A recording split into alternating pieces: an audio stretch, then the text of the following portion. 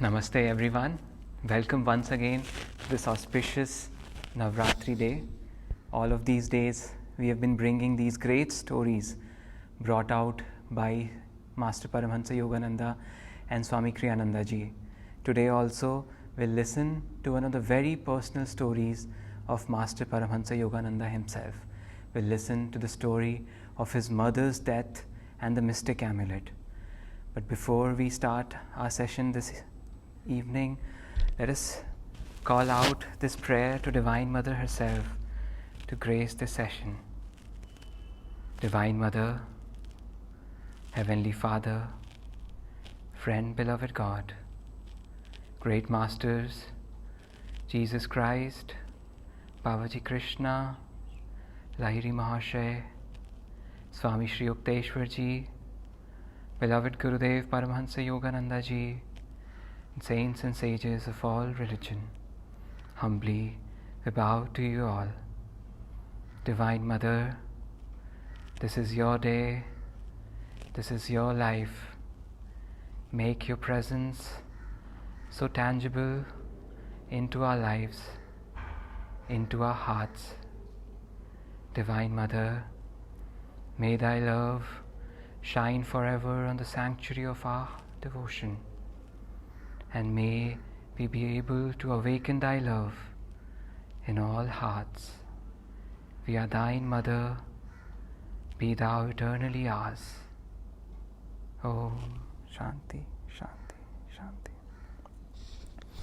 Before we listen to this story, let us attune us with this beautiful chant,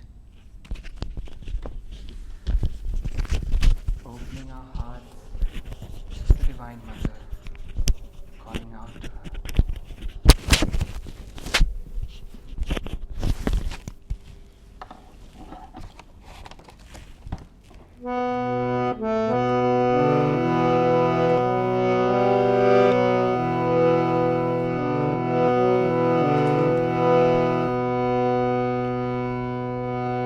It's called the Blue Lotus Feet.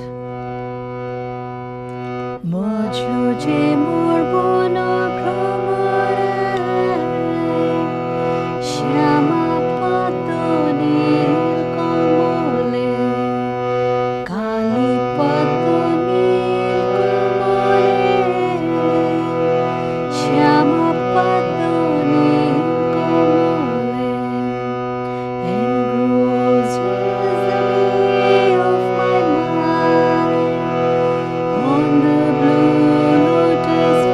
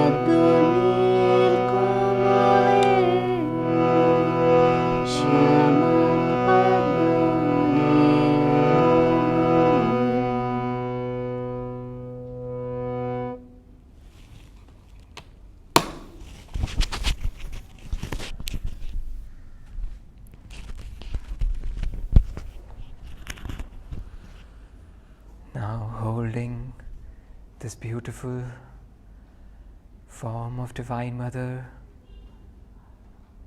engrossed in her love, intoxicated in her grace.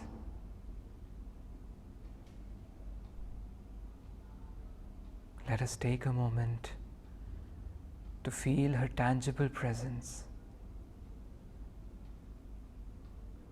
in this auspicious day.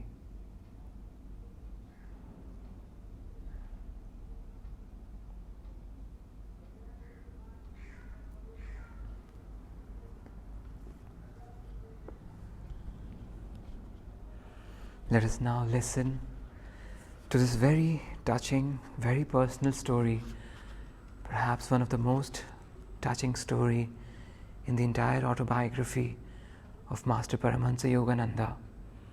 This is a story about the death of his earthly mother and the story of his finding of his Divine Mother, his cosmic mother, coming to him lifetimes after lifetimes through various earthly mothers.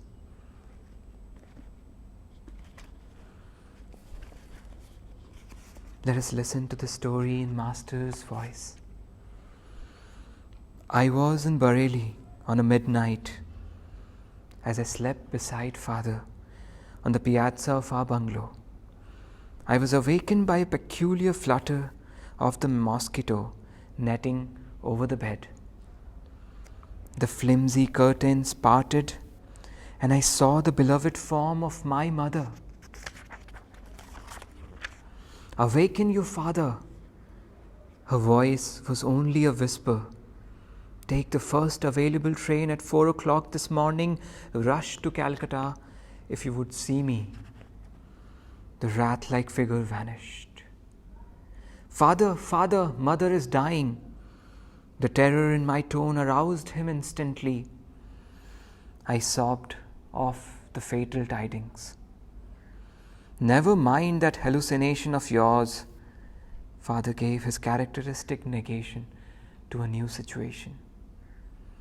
Your mother is in excellent health. If we get any bad news, we shall leave tomorrow. You shall never forgive yourself for not starting now. Anguished caused me to add bitterly, nor shall I ever forgive you. The melancholy morning came with explicit words. Mother dangerously ill, marriage postponed, come at once. Father and I left distractedly. One of my uncles met us en route to a transfer point. A train thundered towards us, looming with telescopic increase. From my inner turmoil, an abrupt determination arose to hurl myself on the railroad tracks. Already bereft, I felt of my mother. I could not endure a world suddenly barren to the bone. I loved mother as my dearest friend on earth. Her solacing black eyes had been my surest refuge in the triflest tragedies in the childhood. Does she live yet? I stopped for one last question to my uncle. Of course, she is alive. He was not slow to interpret the desperation in my voice, but I scarcely believed him. When we reached our Calcutta home, it was only to confront the stunning mystery of death. I collapsed into an almost lifeless state. Years passed before any reconciliation entered my heart. Storming the very gates of heaven, my cries at last summoned the Divine Mother. Her words brought final healing to my suppurating wounds. It is I who have watched over thee life after life in the tenderness of many mothers. See in my gaze the two black eyes, the lost beautiful eyes thou seeketh. 14 months after mother's passing, I learnt that she had left me a momentous message. Ananta was present at her deathbed and had recorded her words. Although she had asked that the disclosure be made to me in 1 year, my brother delayed. He was soon to leave Bareilly for Calcutta to marry the girl mother had chosen for him. One evening, he summoned me to his side.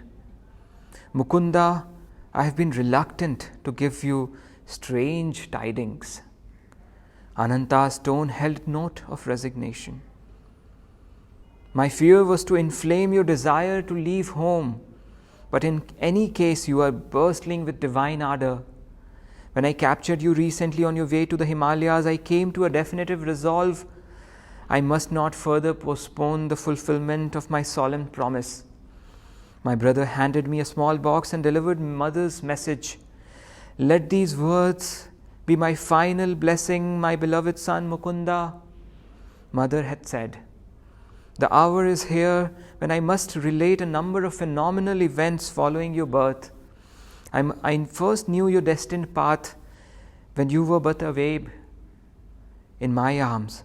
I carried you then to the home of my Guru in Banaras. Almost hidden behind a throng of disciples, I could barely see Lahiri Mahashay as he sat in deep meditation. While I patted you, I was praying that the great Guru take notice and bestow a blessing. As my silent devotional demand grew in intensity, he opened his eyes and beckoned me to approach. The others made a way for me. I bowed at the great sacred feet. My master seated on his lap, placing his hands on your forehead by way of spiritually baptizing you. Little mother, thy son will be a yogi. As a spiritual engine, he will carry many souls to God's kingdom. My mother leaped with joy to find my secret. My heart leaped with joy, says the mother. My secret prayer granted by the omniscient Guru. Shortly before your birth, he had told me you would follow his path. Later, my son, your vision of the great light was known to me and your sister Roma. As from the next door we observed you motionless on the bed. Your little face was illuminated. Your voice rang with iron resolve as you spoke of going to the Himalayas in the quest of the divine. In these ways, dear son, I came to know that your road lies far from worldly ambitions.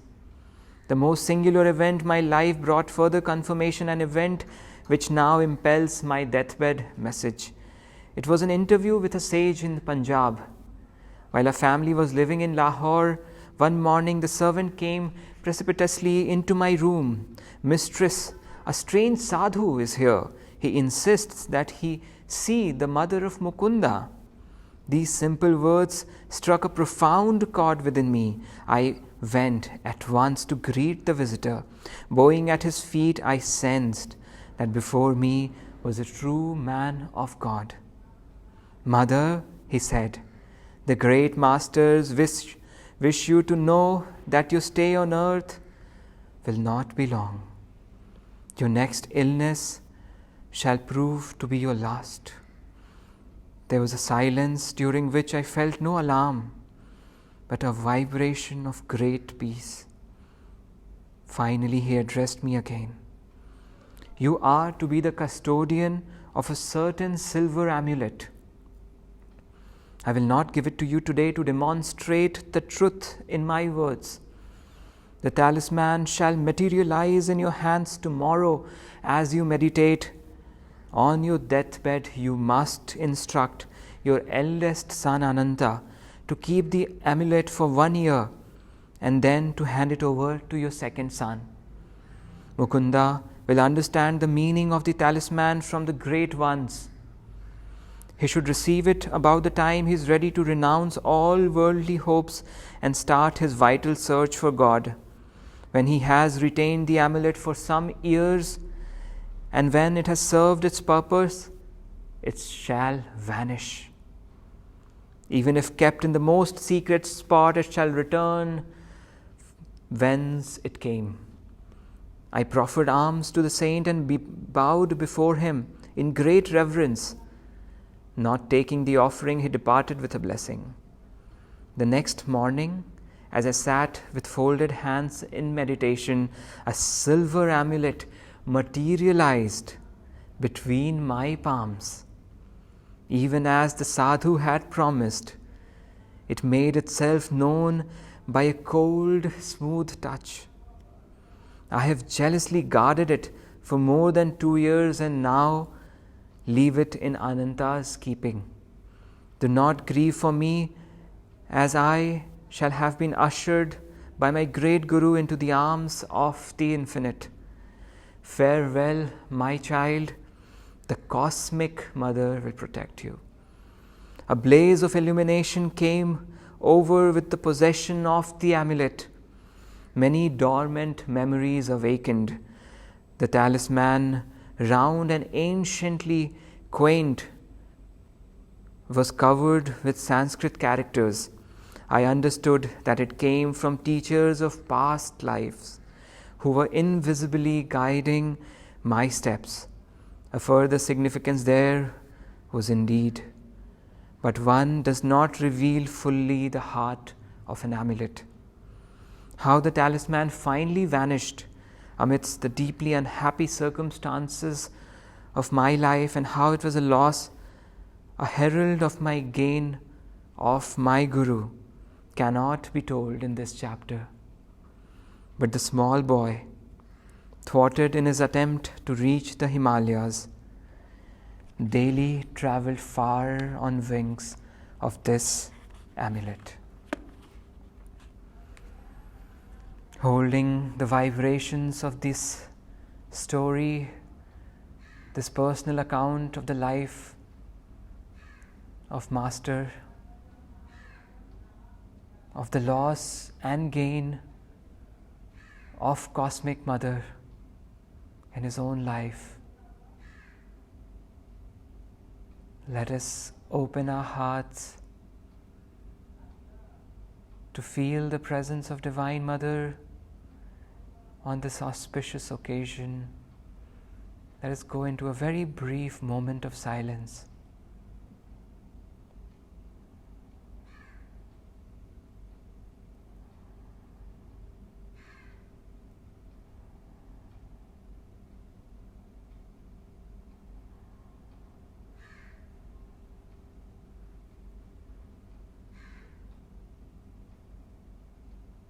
And now, this heart basking in the love of Divine Mother, let us share this love and grace with everyone else, known and unknown, near and far. Let us call out to Divine Mother to manifest her tangible presence, to guide our ways as she has been doing lifetimes after lifetimes, reaching back to her. Divine Mother, Thou art omnipresent, Thou art in all of Thy children. Manifest Thy healing presence in all bodies, in all minds, and in all souls. Let us rub our hands, drawing this love of Divine Mother very tangibly present in this very moment,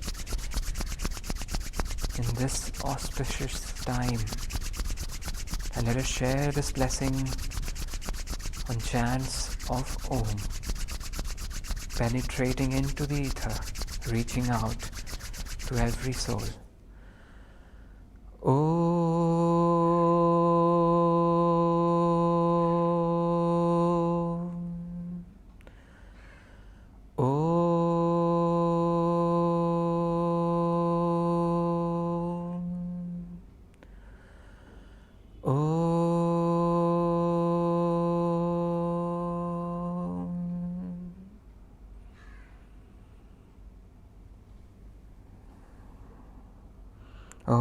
Om Shanti, Shanti, Shanti. Thank you everyone for joining this evening. May Divine Mother guide our steps to her, into her infinite embrace. Thank you everyone. It's still फिर बैठ गया बंद हुआ हाँ, ओह, पता कहाँ तक नहीं गया?